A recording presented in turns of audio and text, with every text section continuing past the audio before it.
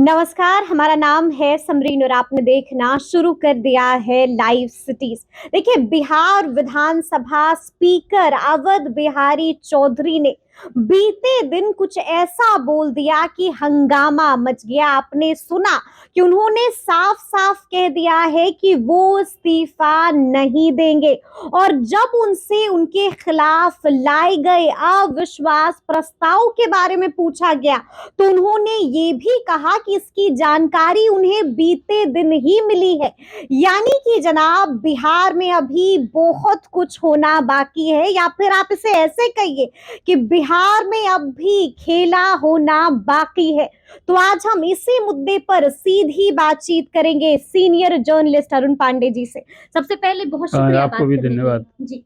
जैसा कि मैंने शुरू में ही कहा कि अवध बिहारी चौधरी ने कुछ ऐसा बोल दिया कि हंगामा और बखेड़ा मच गया। तो सबसे पहले हम चाहेंगे कि अरुण पांडे जी इसको डिकोड करें कि क्या कहा है और क्या संकेत दिया है अवध बिहारी चौधरी। देखिए, 12 फरवरी को विधानमंडल का बजट सत्र शुरू हो रहा है और उस दिन राज्यपाल के अभिभाषण से इसकी शुरुआत होगी और स्पीकर के खिलाफ जो नोटिस पहले से दे रखी गई है, जो नियम है उसमें 14वां दिन या उसके बाद जब कभी हाउस असेंबल होगी तो पहला बिजनेस यही होता है। असेंबली 12 फरवरी को जो शुरू हो रहा है वो पहला सेशन और फर्स्ट सीटिंग है, इसलिए राज्यपाल के अभिभाषण से। यदि ये राज्यपाल का अभिभाषण नहीं हुआ रहता तो स्पीकर के खिलाफ नोटिस से ही कार्यवाही शुरू होती, विचार होता। अब स्पीकर ने कह दिया कि हम इस्तीफा नहीं देंगे। अब तक तो जो एक परिपाटी रही है, राजनीतिक परंपरा रही है कि इस तरह की जब परिस्थिति आती है, स्पीकर के खिलाफ यदि नोटिस हो और उसके पक्ष वाली सरकार नहीं रहे पार्टी, तो इस्तीफा दे देते हैं। लेकिन अब जब इन्होंने कह दिया तो इससे सत्तारूढ़ दल में ये मुख्यमंत्री का नीतीश कुमार का टेंशन बढ़ गया। स्वाभाविक है बढ़ना। हाँ, और ये बढ़ना इसलिए स्वाभाविक है कि देखिए 243 की विधानसभा में 128 ही विधायक हैं सत्तारूढ़ दल के पास, मतलब बहुमत से 6 विधायक अधिक हैं। 6 विधायक में शुरू में आपने चर्चा भी की है, अपने दर्शकों श्रोताओं को आपने बताया है कि मांझी का तेवर कुछ था, नाराज थे। तब भी मैंने कहा था कि नहीं, मांझी नाराज हैं तो वो एक मंत्री पद के लिए, पार्टी के लिए और बेटा के लिए, बड़ा विभाग के लिए हैं, वो कभी एनडीए के फोल्ड से बाहर नहीं जाएंगे। फिर अब बात हो गई कि स्पीकर ने जब कह दिया कि हम इस्तीफा नहीं देंगे तो स्पष्ट है कि जब हाउस में आएगा तो अब इस पर विचार होगा। बिल्कुल। और जो तेजस्वी ने कहा था कि अभी खेल बाकी है, 28 जनवरी को जब राजद सत्ता से बाहर हो गया उस दिन ये बयान आया था। अब वो खेल तो यही तो दिख रहा है कि स्पीकर जिनको इस्तीफा, मतलब कड़ी से कड़ी मिल रही है, स्पीकर को जहां स्वतः इस्तीफा देना चाहिए था, उन्होंने कहा कि हम इस्तीफा नहीं देंगे और नियम प्रक्रिया के तहत हम काम करेंगे। देखिए, एक बात है कि स्पीकर उस दिन तक स्पीकर हैं और जो उनको अधिकार मिला हुआ है नियम से, वो करने के लिए अपना दायित्व निर्वहन करेंगे। वो ये कि हाउस में जब तक उनके खिलाफ जो नोटिस दी गई हो, हाउस में विचार के लिए जब तक वो स्वीकार न हो जाता हो, तब तो कोई स्पीकर की कुर्सी पर रहेंगे। ठीक है। जैसे ही स्वीकार हो जाएगा तब वो कुर्सी उन्हें छोड़नी होगी और तब सदन में फिर उस पर चर्चा होगी और वोटिंग होगी। अभी भी मुझे लगता है कि सत्तारूढ़ दल के बहुमत में परेशानी नहीं है, लेकिन जब अवध बिहारी चौधरी ने कहा है कि हम इस्तीफा नहीं देंगे तब तो टेस्ट न होगा बहुमत का। टिकी उनके खिलाफ जो मोशन आया है उसके पक्ष में नहीं, उनके पक्ष में, मतलब स्पीकर के पक्ष में है। वो विधायक पर भरोसा कर रहे हैं कि विधायक तय करेंगे। तो इसी स्थिति में यदि ये स्पीकर को लगता है या उनके दल को, जिस दल से वो जुड़े हैं, अध्यक्ष की कुर्सी पर बैठने से आदमी एक संवैधानिक पद है, उसके दल की प्रतिबद्धता नहीं रह जाती है, वो दल का सदस्य नहीं होता है। लेकिन आखिर होता तो दल ही से है ना। तो अब वो यदि ये लगता है उनको कि हम बहुमत सदन में हमारे विधायक हमारे पक्ष में दिखेंगे, तभी तो उन्होंने कहा कि हम इस्तीफा नहीं देंगे। मतलब अलग से कॉन्फिडेंस है उनको कि उनके पास। तो जब ऐसी स्थिति होगी तो जो एक प्रदेश में एक सचमुच में जो जितना स्मूथली नीतीश कुमार ने 28 जनवरी को सत्ता 9वीं बार सीएम की कुर्सी संभाली थी, तो उनके सामने एक टेंशन बढ़ गया। लेकिन अब टेंशन बढ़ गया तो होगा क्या, वो बात की स्थिति है। एक तो ये है कि यदि पहले तो बिजनेस, जैसे मैंने आपसे कहा कि स्पीकर के हटाने की नोटिस पर विचार होगा, और वो मतदान होता है, उस मतदान में सरकार, अभी भी मेरा ये अनुमान है कि सरकार जो नोटिस लाई है तो उसके बहुमत में, मतलब स्पीकर के खिलाफ उतना है, 128 का हाउस है, 128 लोग रहेंगे तो स्पीकर को कुर्सी छोड़नी होगी। लेकिन यदि ये राजद का जो दावा है, भरोसा है, यदि सचमुच सत्तारूढ़ दल में कोई फूट पड़ेगी तो फूट पड़ेगी तो फिर तो 128 नहीं रहेंगे, तो 128 छोड़ दिया। 128 का सवाल नहीं है, फूट पड़ने का मतलब है कि स्पीकर के पक्ष में अभी तो 115 विधायक हैं, विपक्ष में तो सत्ता पक्ष के विधायकों में फूट से ही ना उधर संख्या बढ़ेगी, और जब वो संख्या बढ़ेगी तो फिर सरकार के अस्तित्व और भविष्य पर संकट हो जाएगा। बिल्कुल। तो ये नौबत आने पर तो उसका नतीजा, जो सरकार, जो सत्ता पक्ष स्पीकर को हटाने की नोटिस नहीं सदन से पारित करा सकता है, मतलब बहुमत नहीं है, तो वो सरकार कैसे रहेगी? तो तत्काल उन्हें यहाँ से असेंबली से मुख्यमंत्री को ही जाना पड़ेगा राजभवन। लेकिन इस नौबत तक आने मतलब सर झुकाकर निकल जाना पड़ेगा, तो फेस ही नहीं कर पाएंगे, फिर कैसे होगा? लेकिन मैं मानता हूं कि इससे पहले ही यदि सचमुच ऐसी स्थिति होती है, राज्यपाल का अभिभाषण होगा सेंट्रल हॉल में, और ये इसके बाद फिर यहाँ दोनों हाउस में अलग अलग मेंबर असेंबल होंगे, तो राज्यपाल के अभिभाषण में तो वहीं सरकार को आभास हो जाएगा, बिल्कुल हो जाएगा कि भाई हमारे पक्ष में क्या, हमारे विधायकों में फूट पड़ गई है, हमारा संख्या बल जो है बहुमत से कम पड़ गया है। ऐसी स्थिति वहां यदि आभास होगा तो मुख्यमंत्री फिर असेंबली क्यों आएंगे? तब तो वो कैबिनेट बुलाकर, ये मैं मानता हूं कि तब फिर वो तेजस्वी को सीएम बनने का मार्ग थोड़े प्रशस्त करेंगे कि राजद का भी जो स्पीकर रहे तो सरकार थोड़े ऐसे चलेगी। तो फिर वो चाहेंगे कि भाई असेंबली को डिसोल्यूशन के लिए कैबिनेट की बैठक बुला के सिफारिश करेंगे और राज्यपाल के यहाँ इस्तीफा देंगे। लेकिन इस सब कल्पना की बात मैं कर रहा हूँ कि जो आज स्पीकर के ये कहने से कि मैं, हाँ, जो हलचल तेज हुई है, और ये मैं मानता हूँ कि सारे दलों में अपने विधायकों को सहेजने, समेटने, एकजुट रखने के लिए सबकी अलग अलग बैठक हो रही है, व्यक्तिगत संपर्क किए जा रहे हैं, और ये बात सही है, ये भरोसे की मुझे भी जानकारी है कि दर्जन भर विधायक, चाहे वो जदयू में अपने कारण, बीजेपी में, राजद में भी हैं, जो अपने अपने कारणों से, विभिन्न कारणों से वो क्षुब्ध हैं, दुखी हैं, हाँ, 2, 3, 4 तो लोकसभा का चुनाव लड़ने वाले हैं, वो पार्टी पाला बदल के भी लड़ने वाले ऐसे भी हैं विधायक। अब ऐसे लोगों को यदि पाला बदलते हैं तो ये उनका सिर्फ फूट ही पड़ना कहेंगे, वो अपनी मेमोरी को दाव पर रख करके, और यदि सत्ता पक्ष के हैं वो विपक्ष वाले, मतलब राजद के साथ जाएंगे, और राजद का कोई ऐसा विधायक है तो वो इधर आएगा तो सीट गंवानी पड़ेगी।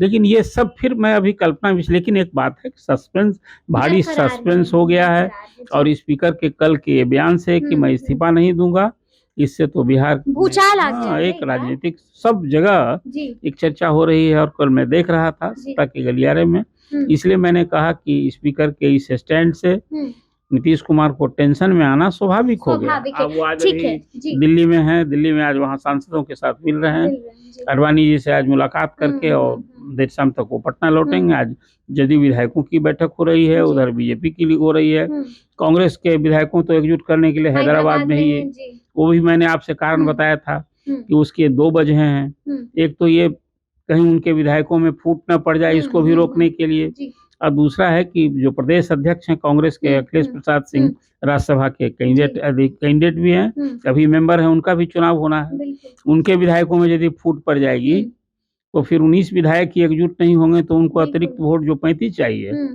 वो कैसे होगा? फिर राजद और वाम दल से तो कुल मिला जुलाकर उनके अपने हित में भी, पार्टी के हित में भी, और सरकार के खिलाफ उनके विधायक रहे एकजुट, इसके लिए कांग्रेस के विधायक वहाँ है।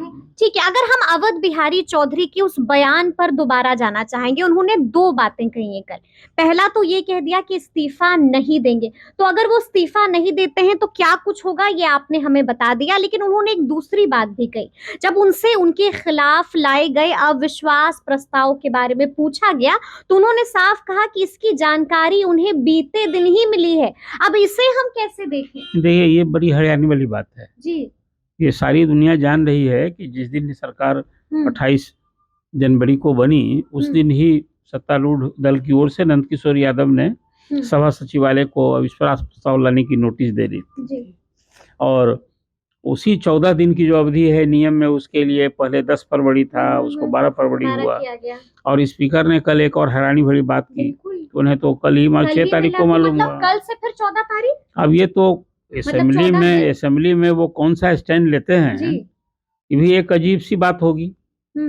एक अजीब बात हो गई है। यदि वो कहते हैं कि ये मानते हैं कि 14 नहीं, तो सचमुच में हैरानी भरी बात ही मैं कहूँ। मैं ये कैसे कहूँ कि स्पीकर असत्य बोल रहे हैं, ये मुझे नहीं कहना चाहिए, लेकिन सबको हैरान कर दिया है। सत्तारूढ़ दल के भी लोग, नोटिस देने वाले लोगों को भी हैरानी हो रही है कि भाई हमने ऐसा कैसे हो गया कि 28 को वो लोग कैबिनेट के बाद वो लोग देर शाम दिए थे। और देखिए, नोटिस देने के लिए कोई समय अवधि कार्यालय अवधि में, उसके बाद सेक्रेटरी के यहाँ ये संभव हो कि उसको आप 29 तारीख को सभा सचिवालय उसको माने कि 29 तारीख की कार्य अवधि से ये हो सकता है।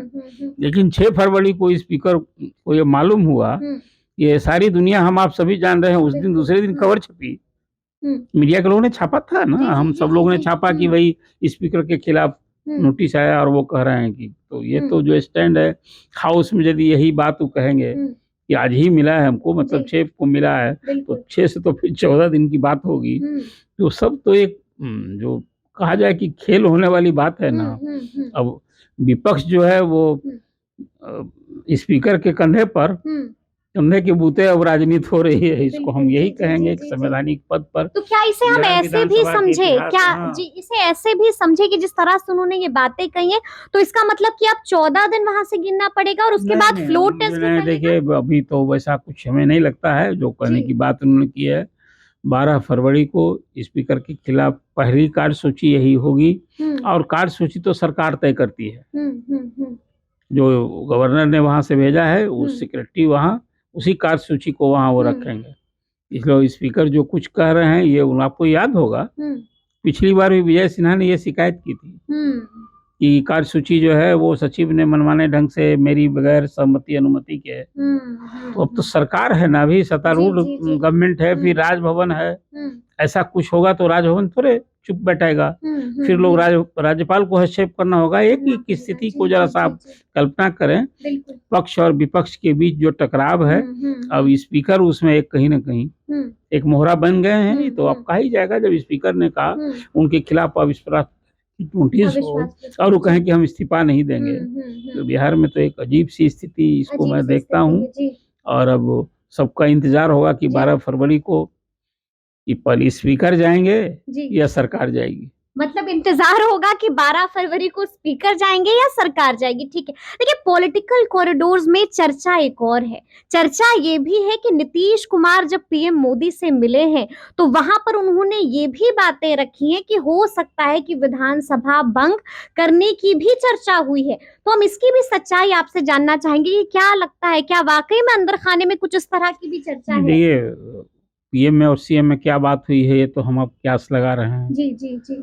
जो बिहार का पॉलिटिकल पल्स है, वो पल पल की जानकारी से केंद्र भी अवगत है, उसके भी अपने सब स्रोत हैं, सारी यहाँ सरकार ही में है। अब ऐसी बात हुई होगी, अभी विधानसभा भंग करने वाली बात तो है नहीं, अभी तो बहुमत साबित करना है, विश्वास मत लेना है। ये तो एक मैंने कल्पना में एक राजनीतिक परिस्थिति की चर्चा की है। ये बात क्यों नहीं हुई होगी, मुझे लगता है कि ये नौबत ही नहीं है। अभी तो सरकार चलानी है, लोकसभा का चुनाव है सर पर, 40 से 40 सीट जीतनी है, बीजेपी को हैट्रिक लगानी है, 400 के पार करनी है, तीसरी बार मोदी सरकार वाली बात है। तो अब तो नीतीश कुमार को इसी धारा को, इसी प्रभाव और इसी नारा को बिहार में उसी मजबूती से देनी है।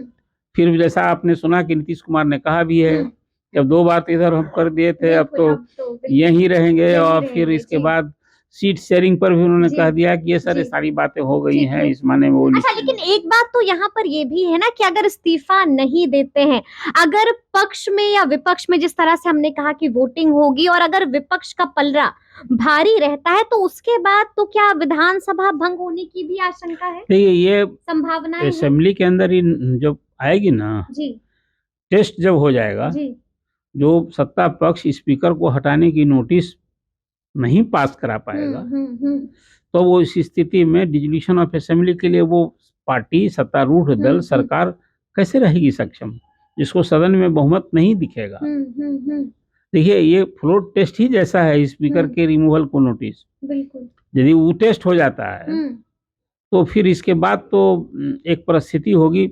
सबसे बड़ा दल है राजद असेंबली में, वो स्पीकर के पक्ष में आया वोट जो है वो आने वाली नई सरकार के पक्ष में भी वोट वो गिनती मानी जाएगी। सदन में टेस्ट हो जाएगा बहुमत का, ये राजभवन में टेस्ट नहीं होता है और सड़क पर बहुमत टेस्ट नहीं होता है। हमारे आपके सामने सभी विधायक करे हो करके भी तो फोटो सेशन हो तो जनता भी के बीच में मामला जाएगा। हाउस में ही बहुमत अल्पमत का टेस्ट होता है। जो आप कल्पना में जो सवाल कर रही हैं कि यदि स्पीकर के पक्ष में मामला बन जाता है और सत्ता पक्ष की वो नोटिस डिफीट हो जाती है तब तो फिर सरकार बनाने का ना दावा करेगा विपक्ष। बिल्कुल। तो यही तो मैंने कहा कि ये नौबत नीतीश कुमार हाउस में फजियत कराएंगे। नहीं, फजियत कराएंगे क्या, राज्यपाल के पास चले जाएंगे। यहाँ फिर जब बहुमत का टेस्ट हो जाएगा हाउस में, कौन अनाउंस करेगा? वो डिप्टी स्पीकर अनाउंस करेंगे। स्पीकर नहीं बैठे रहेंगे चेयर पर। अब जो आप कल्पना कर रही हैं कि उस नोटिस के पक्ष में कम विधायक हैं और विपक्ष में अधिक विधायक हैं, तो ये जो नौबत आएगी तो फिर वो सरकार थोड़े रह पाएगी। तो वो स्थिति शायद नहीं आनी है, मुझे कहीं से दूर दूर तक मुझे वो दिख नहीं रहा है। ये सचमुच खेल है कुछ। तो असेंबली में इतनी प्रोसीडिंग होगी नहीं, मुझे लगता है कि सरकार उसके पहले ही कुछ सत्ता पक्ष और नीतीश कुमार को राजनीतिक फैसला लेना होगा। वही बड़ा फैसला जो मैं आप कह रहा हूँ, विधानसभा भंग करने का फैसला। तो स्पीकर सीएम आकर के यहाँ यदि टेस्ट कराएंगे उनको ये लगेगा, उसके लिए कितना चाहिए? 114 ना है, 115 है इधर। 115 को मीट करने के लिए वो बढ़े नहीं तो उस नोटिस के पक्ष में 115 तो खड़े ही होंगे। तो उसको डिफीट करने के लिए चाहिए हमको 116 भी चाहिए, 117 भी चाहिए। एक वोट भी अधिक रहेगा तभी ना स्पीकर को हम हटाएंगे। इस स्थिति को समझिए। 115 से कम यदि होगा तो सरकार तो वहां कैसे रहेगी? ये तो नेचुरल है कि सरकार अल्पमत में हो जाएगी। सत्ता पक्ष अल्पमत में होगा तो उसकी सरकार कैसे रहेगी? इसलिए मैंने कहा कि तो वैसी परिस्थिति में विधानसभा भंग हो सकता है और जब विधानसभा भंग होगा तो राष्ट्रपति शासन लग जाएगा। विधानसभा भंग हुई, राष्ट्रपति शासन ही हो जाएगा। विधानसभा भंग भी हो जाएगी, राष्ट्रपति शासन भी हो जाएगा जी। वो नीतीश कुमार फिर या राजभवन में वो परिस्थिति को जरा फिर आप समझिए। तो फिर अभी सत्ता पक्ष बैठा थोड़े है। जैसे अभी जो हम कल्पना कर रहे हैं सब कल्पना में कि राजद की ओर से खेल हो रहा है, तो इधर तो भी खेल होने की, तभी तो कांग्रेस के विधायकों को वहां ले जाया गया है। कहीं टूट का डर है, हाँ, तभी तो ये सारी बातें हो रही है। इसलिए मैंने आपसे कहा अभी भी फिर भी मैं आपसे कहता हूँ कि सरकार बहुमत साबित करेगी। आखिर अब सिर्फ ना नीतीश कुमार का, अभी आपने पीएम सीएम की बात की और फिर कही कि वहां बैठक में संभवतः भी चर्चा हुई होगी। तो पॉलिटिकल पल्स को हम आप चर्चा कर रहे हैं, जो सत्ता में है उसके लिए थोड़े ही वहां भी टेंशन है, वहां भी बेचैनी है। सभी विधायकों से व्यक्तिगत संपर्क हो रहे हैं, बैठक होने जा रही है। तो एक स्पीकर के कल के स्टैंड से ना हलचल तेज। हाँ, नहीं, मुख्यमंत्री का टेंशन बढ़ना स्वाभाविक है। तो अब फिर वही कहा, तो ये भी तो एक परिस्थिति बनती है अगर ऐसा कुछ होता है जैसा कि हम लोग कल्पना कर रहे हैं, क्या हो सकता है और क्या संकेत मिल रहे हैं उस पर ही चर्चा कर रहे हैं। तो ये भी बहुत मुमकिन है कि लोकसभा चुनाव और विधानसभा चुनाव तब तो फिर एक साथ हो जाएंगे। अगर ऐसी कोई परिस्थिति बनती बिल्कुल है, यदि विधानसभा भंग हो जाएगी तो साथ चुनाव होगा ही। बिल्कुल, फिर अकेले से 6 महीने के लिए इंतजार नहीं होगा। वो परिस्थिति यही तो है, यही कारण, यही जो है विधायकों में फूट और टूट रोकने वाला भी एक कदम है। कोई विधायक चाहता है कि हम पहले चुनाव में जाएं। असेंबली भंग होने का मतलब है कि सबको 1.5 साल पहले नवंबर 2025 में चुनाव होना है। यही भी एक ताकत है सत्तारूढ़ दल को, आप जान लीजिए। नीतीश कुमार के लिए और जदयू भाजपा का जो अभी गठबंधन सरकार बनी है उसकी भी एक ताकत है। दूसरे विधायकों को डराने के लिए, अपने विधायकों को भी डराने के लिए कि भाई इधर उधर करोगे तो असेंबली भंग हो जाएगी, चुनाव में जाना पड़ेगा।